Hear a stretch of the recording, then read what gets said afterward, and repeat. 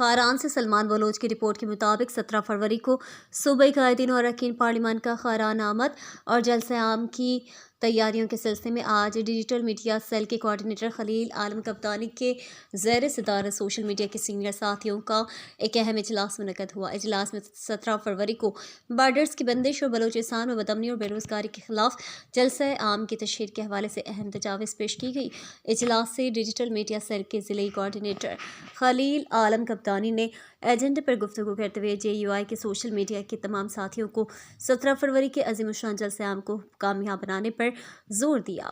اجلاس میں خاران کے سوشل ورکرز اور مختلف صحافیوں سے ملاقات اور دعوت دینے کی فیصلہ ہوا۔